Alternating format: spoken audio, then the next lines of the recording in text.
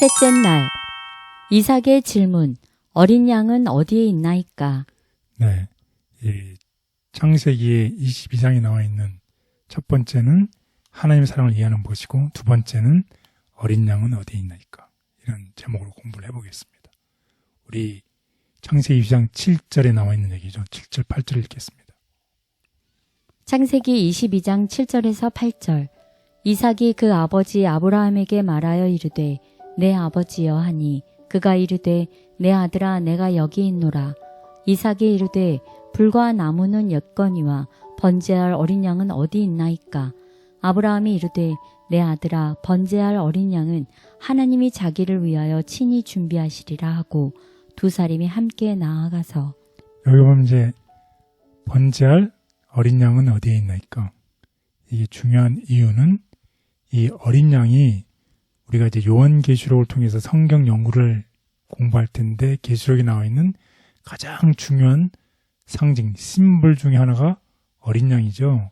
그래서 그 어린 양이 무엇인지 누구인지를 알아야 되는데 그것이 언급된 첫 번째가 바로 어디라는 것이에요. 창세기 20장에 있는 어린 양이 어디에 있나니까 이거라는 것입니다. 그래서 여러분이 다 아시겠지만 이 책에서 예수님은 어떻게 어린 양이라고 계시록에는 20번 이상 언급이 되어 있어요. 그래서 요한계시록의 가장 강력한 장 중에 하나인 특별히 4장과 5장에서 우리는 요한이 하나님의 하늘 보좌에 방문하는 이야기를 읽게 되는데 이 어린 양이 이 5장에서 계시록 5장에서 아주 중요한 역할을 합니다. 그런데 만약에 이런 백그라운드를 모르고 어린 양이 어디에 언급되어 있지? 어린 양이 무엇이지? 를 모른다고 하면 이것을 풀기가 쉽지 않다는 것이에요. 그냥 성경을 통해서 풀어야 되는데 맨 처음에 언급된 곳이 어디다? 창세기라는 것입니다. 그 첫 번째 언급된 그 힌트를 통해서 우리가 어린 양이 무엇인지를 알 수 있게 된다는 것입니다. 그래서 우리 다 같이 계시록 5장에 나와 있는 이 어린 양을 포커스로 해서 한번 이 글을 읽어보도록 하겠습니다. 계시록 5장 5절에서 10절. 장로 중에 한 사람이 내게 말하되 울지 말라. 유대 지파의 사자 다윗의 뿌리가 이겼으니 그 두루마리와 그 7인을 떼시리라 하더라. 내가 또 보니 보좌와 내 생물과 장로들 사이에 한 어린 양이 서 있는데 일찍이 죽임을 당한 것 같더라. 그에게 7뿔과 7눈이 있으니 이 눈물은 온 땅에 보내심을 받은 하나님의 7영이더라. 그 어린 양이 나와서 보좌에 앉으신 이의 오른손에서 두루마리를 취하시니라. 그 두루마리를 취하심에 내 생물과 24장로들이 그 어린 양 앞에 엎드려 각각 검은고와 향이 가득한 금 대접을 가졌으니 이 향은 성도의 기도들이라. 그들이 새 노래를 불러 이르되 두루마리를 가지시고 그 인봉을 떼기에 합당하시도다.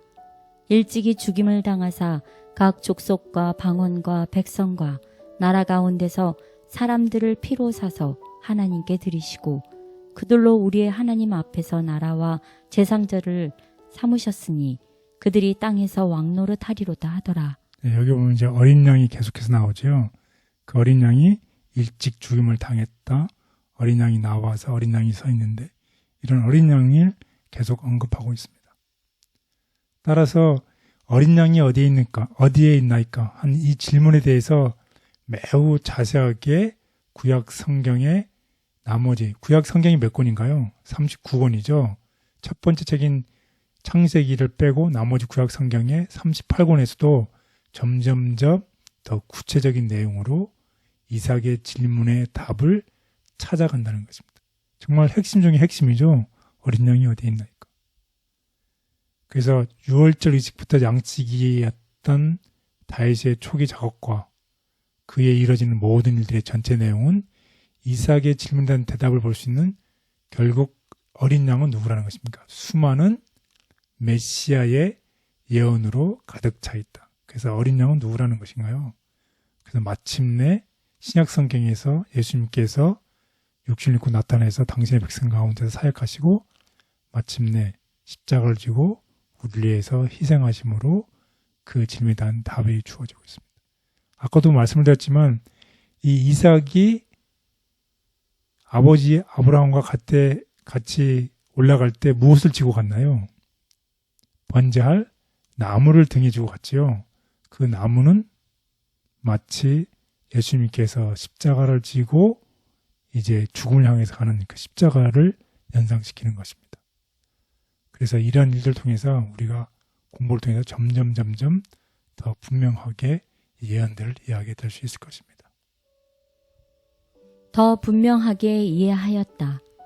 하늘의 존재들은 아브라함의 믿음과 이삭의 순종이 시험당하던 광경을 목격하였다.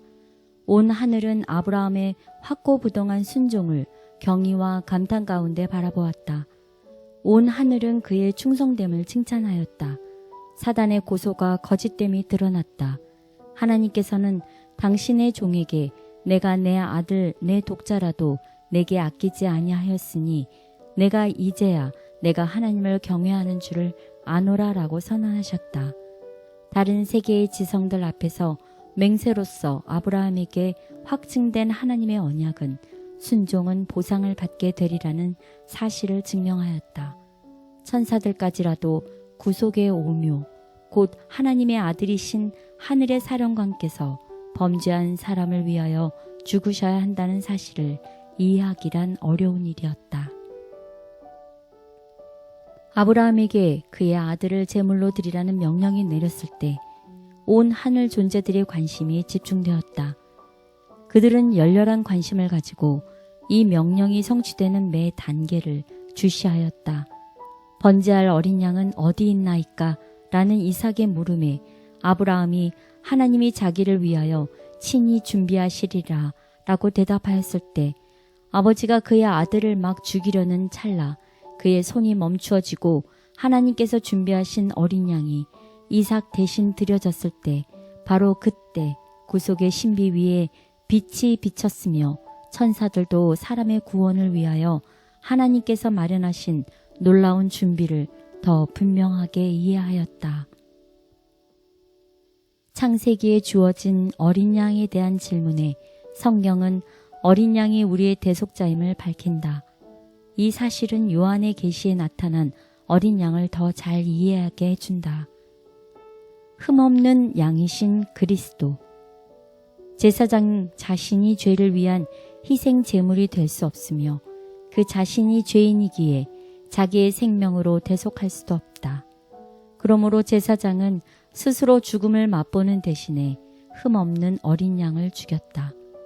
죄의 벌이 무죄한 짐승에게 옮겨졌고 그 짐승은 즉시로 죄인을 대신하는 제물이 되었으며 예수 그리스도의 완전하신 희생을 상징하였다. 이 희생 제물의 피를 통하여 인간은 세상의 죄를 대속하실 그리스도의 피를 바라보았다. 어린 양을 예비하신 사랑에 감사합니다. 나를 대신해 죽으신 어린 양, 예수님을 내 마음의 구주로 모시게 하여 주옵소서. 주님의 보좌 앞에서 어린 양의 이름을 찬양하는 그날까지 변함없이 우리 앞에 계시며 가는 길을 인도하여 주옵소서. 예수님의 이름으로 기도드렸습니다. 아멘.